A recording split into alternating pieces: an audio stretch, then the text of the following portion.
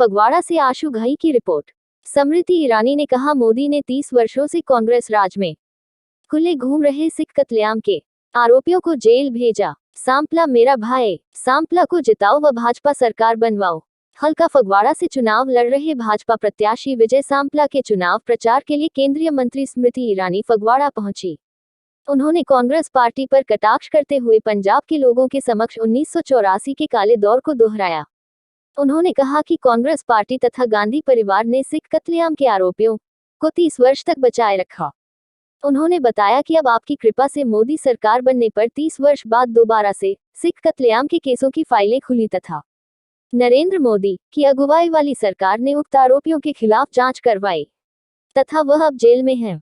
उन्होंने बताया कि मोदी सरकार ने ही सिख कत्लेआम के हर पीड़ित को 5 लाख रुपए मुआवजे के रूप में दिए हैं। केंद्रीय मंत्री ने लोगों को अपील की कि वह मेरे भाई विजय सांपला को वोटें डालकर जिताएं तथा पंजाब में भाजपा सरकार बनाकर भारत के नव निर्माण में अपना अहम योगदान डालें। ਦੁਆਬੇ ਦੇ ਵਿੱਚ ਮੈਨੂੰ ਬਹੁਤ ਸਾਰੇ ਜਲੰਧਰ, ਹੁਸ਼ਿਆਰਪੁਰ, ਫਗਵਾੜਾ, ਈਵਨ ਦੈਨ ਨਵਾਂ ਸ਼ਹਿਰ, ਕਪੂਰਥਲਾ ਦੇ ਵਪਾਰੀ ਵੀ ਇਹ ਕਹਿੰਦੇ ਸੀ ਕਿ ਵੱਡੀਆਂ ਇੰਡਸਟਰੀਆਂ ਸਾਡੀਆਂ ਜਦੋਂ ਲੱਗਦੀਆਂ ਤੇ ਵੱਡੇ ਸਾਨੂੰ ਕੰਟਰੈਕਟ ਕਰਨੇ ਪੈਂਦੇ ਆ, ਪਰ ਸਾਡੇ ਕੋਲ 에ਅਰਪੋਰਟ ਹੋਣ ਦੇ ਨਾ ਹੋਣ ਕਰਕੇ ਸਾਡੇ ਬਹੁਤ ਸਾਰੇ ਕੰਟਰੈਕਟ ਕੈਂਸਲ ਹੋ ਜਾਂਦੇ ਆ। ਉਹਦੇ 'ਚ ਮੈਨੂੰ ਸ਼ਾਇਦ ਬਹੁਤ ਸਾਰੇ ਜਾਣਦੇ ਹੋਣਗੇ, ਉਸ ਮੀਟਿੰਗ ਦੇ ਵਿੱਚ ਸਟੈਂਡਰਡ ਸਵਿਚ ਗੇਅਰ ਵਾਲਿਆਂ ਨੇ ਵੀ ਦੱਸਿਆ ਸੀ कि मेरा जर्मनी के नाल कॉन्ट्रैक्ट सर्विस करके कैंसिल हो गया कि साडे को लागे एयरपोर्ट नहीं सी। और आज एयरपोर्ट बने नूं भी 4 साल हो गए और ये लोगों की लड़ाई नूं पूरा किया। 32 साल तो लोग लगे हुए सी। और ये भी मैं दस दिया, इत्थों के प्रधानमंत्री इंद्रजीत सिंह गुजराल जी भी रहे ने, इत्थों ही हुशियारपुर की सीट तो ही ज्ञानी जैल सिंह जी भी MP बन के गए थे और बाद राष्ट्रपति भी बने थे। उन्होंने भी अपना जोर लाया सी, वो भी एयरपोर्ट नहीं सी बना सके, ना इंद्र कुमार गुजराल बना पाया। स्वर्ण सिंह जी भी ऐसे ही जलंधर की धरती तो विदेश मंत्री भी रहे, वो भी एयरपोर्ट नहीं बना पाए। पर थोड़े भाजपा के दिते हुए विश्वास ने, थोड़े इस सुपुत्र ने थोड़ी उस लोड़ को भी पूरा किया और अज एयरपोर्ट बने 4 साल हो गए। और मैं भी दस दिया, मैं एक दिन जो कह रहा था कि एयरपोर्ट बनाया तो अगे मैनू किसी ने कहा एयरपोर्ट बना के साडे ते की सान कीता है। एयरपोर्ट तो सरकार के पैसे ना बनता है, साडे टैक्स के पैसे ना बनता है और साडे टैक्स के पैसे खर्च के साडे ते तुसीं की एहसान कीता है। मैं उन्होंने ये दस्सिया सी कि जदों ये आदमपुर का एयरपोर्ट शुरू होया सी, उहदे नाल ही हलवारा लुधियाने का एयरपोर्ट की भी फाइल चली सी। दोनों फाइल एको ही समय ते चलिया सी। सरकार स्टेट च भी वही रही, सरकार केंद्र च भी वही रही, पर आदमपुर का एयरपोर्ट बन गया, लुधियाने के एयरपोर्ट की हले तक भी कोई उग सुग नहीं। कारण पता की है? कारण यह सी कि तुसीं इत्थों भाजपा नूं वोटां पाईआं सी ते इस करके एयरपोर्ट बन गया और लुधियाना के लोगों ने कांग्रेस नूं वोटां पाईआं सी, इस करके हले तक नहीं बनया। ये फर्क है। जदों मैं चीज़ां इन्नियां बोला रहा, ये सारियां मैं फगवाड़े दे लई कीतियां, फगवाड़े की सुविधा लई कीतियां। और मेरे को लोक सभा दे विच होर विधान सभा भी बहुत ने, उन्हां च भी मैं बहुत सारियां डेवलपमेंट कीतियां। जदों मैं हुशियारपुर तो, क्योंकि हुशियारपुर तो भी दिल्ली लई कोई ट्रेन नहीं सी, वो शुरू की ते उहदा स्टॉपेज फगवाड़ा नहीं सी रखा गया। मैनू तेजस्वी जी इत्थे होणगे, इत्थे लोकां नूं लैके आ गए कि सानू इत्थे इस ट्रेन का की फायदा, ये फगवाड़ा नहीं रुकदी। मैं उसका स्टॉपेज फगवाड़ा भी कराया ताकि वो भी मेरी लोक सभा का हिस्सा सी, इस करके कराया। भाव मैं ये कहना चाहना, जिन्नियां भी चीज़ां बनाईयां, ये फगवाड़े की डिवेलपमेंट कदों हुई? जदों तुसीं भारतीय जनता पार्टी नूं वोट पाई। और मैं जिन्नियां चीज़ां बनाईयां, इस तो इलावा एक भी चीज, एक भी कोई ऐसी चीज जिहड़ी जन सुविधा के लिए असीं बनाई होवे, जनता के लिए बनाई होवे और उत्ते किसी दूसरे पार्टी ने क्या होवे कि असीं बनाई, कांग्रेस ने बनाई। असीं सिर्फ 4 बार जिते इत्थों MLA इलेक्शन, सिर्फ 4 बार, और बाकी सारा टाइम कांग्रेस जितती है, कांग्रेस के कोल रहा। एक भी डेवलपमेंट ऐसी चीज दस दिन, अगर एक भी चीज ऐसी है तो मैं हमेशा कह देना कि कांग्रेस को वोट पा दो, पर जे एक भी चीज उन्होंने नहीं बनाई तो फिर कांग्रेस को वोट मंगण का हक नहीं है। और नाल नाल मैं थानू भी अपील करता, जे कांग्रेस को जिथे वोट मंगण का हक नहीं है उत्थे थानू भी वोट देने का कांग्रेस को फर्ज नहीं है। तुहाडा फर्ज सिर्फ तो सिर्फ वोट देने का फर्ज कितने बनता है, वो भारतीय जनता पार्टी का, क्योंकि भारतीय जनता पार्टी ने इस फगवाड़े की नुहार को बदलने की कोशिश की है। इस करके हक भारतीय जनता पार्टी का बनता है, होर किसी का नहीं बनता। तो मैं ये कहूंगा कि जो भी भारतीय जनता पार्टी इत्थे आई, विकास की लहर चली और असी जो आए अपना फर्ज पछाणिया, अपना फर्ज पछाण के खुद दिली नाल काम भी किया है और किसी ने भी किसी ते कोई उंगली नहीं चक सकता। अज दूसरी बार केंद्र की सरकार बनी है, किसी मंत्री ते अज तक उंगली नहीं चक सकता। मैं भी मंत्री रहा, सांसद रहा, मेरे ते भी कोई उंगल नहीं चक सकता।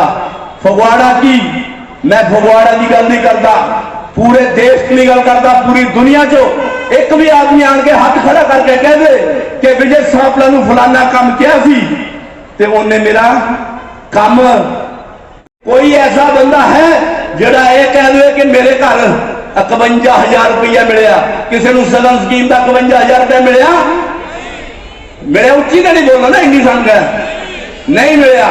और ऐसा भी हो सकता तुहानू नहीं मिलया होवे, तुहाडे आंढी गुआंढी जान पछाण वाले रिश्तेदार दूरों नेड़े किसी को मिलया, ऐसा तुहाडे कोल ऐसा कोई सबूत है किसी में मिलया? तो जे मिलया ही नहीं तो तुसी दसो कांग्रेस को वोट पाओगे? ओदा वोट मंगण का हक है। यही मैं कहना चाहता, जिथे वोट मंगण का उन्होंने हक नहीं तो वोट मंगण का हक असी अपने कामों का दसिया और इन्होंने फगवाड़े की डेवलपमेंट की है। जे उन्होंने किसी का भी हक नहीं है तो झाड़ू वाले तो तुम सारे जानते हो, दिल्ली के लिए उन्हें व्याख्या मैं समझदा कि स्मृति ईरानी जी मेरे को ज्यादा बखूबी नहीं करनगे और बाकी सारे का भी हाल वो दसणगे। पर जे देश का विकास करना है, देश की एकता अखंडता करने के लिए काम करना है, पाकिस्तान को जवाब देना है, साडा मजबूत भाईचारा होना चाहिए कि नहीं चाहिए? और फिर पिछले 2 साल तो साडे मजबूत भाईचारे को ढा लाई है और राजनीति लोगों ने अपने मुफाद लिए किए और साडा कई बार हुण मेरी बहुत सारे किसान लीडर का भी हुण चुनाव के दिनों के गल हुई, क्योंकि बिच साडे कार्यकर्ता रोकने की गल की। सारे किसान यूनियन के लीडर ने कहा असीं इस चुनाव के किसी तरह का भी कोई विरोध नहीं कर रहे और जिथे भी साडा झंडा किते भी नहीं होएगा, साडा चुनाव में किसी का भी किसी पार्टी का कोई विरोध नहीं।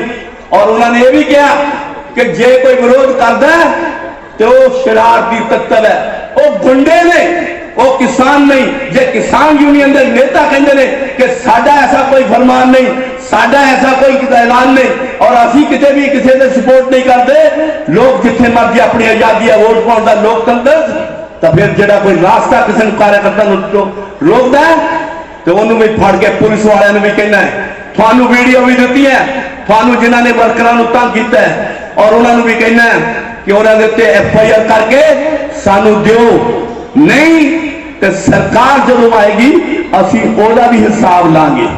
असी किसी को गुंडागर्दी किसी को बर्दाश्त नहीं कर, लोकतंत्र के अपना विरोध करना सारा कुछ सारे अधिकार लिया, पर जो उन्होंने कह ही दिता कि किसान अंदोलन का ये कोई दूर तक का लेना देना नहीं, तो फिर जो रास्ता रोकते हैं पुलिस प्रशासन को भी इस चीज का ध्यान रखना चाहिए कि गुंडिया तो इस लोकतंत्र को बचा के रखना है। ये साडा ही फर्ज नहीं, थोड़ी ड्यूटी सारे तो पहला है। तो इस करके मैं कमल की भाजपा की सरकार को बनाकर राष्ट्र के इतिहास में पहली बार एक प्रधान सेवक इस जननी जन्मभूमि को समर्पित किया, जिसका नाम है नरेंद्र दामोदर दास मोदी।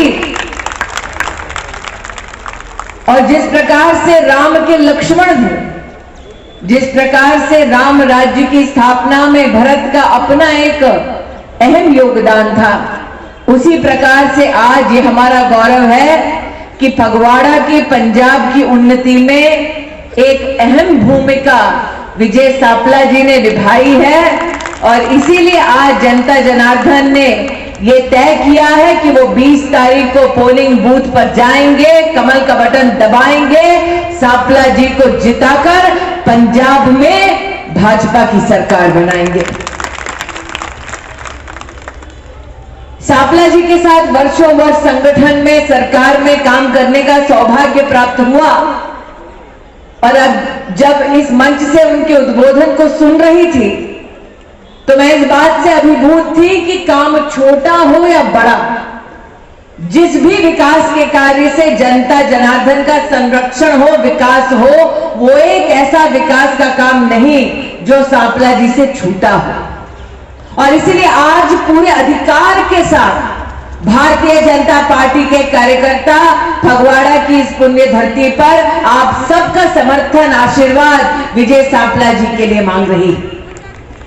भारतीय जनता पार्टी का कार्यकर्ता जनता जनार्दन के मध्य में कई संकल्पों को, कई समाधानों को लेके जा रहे हैं।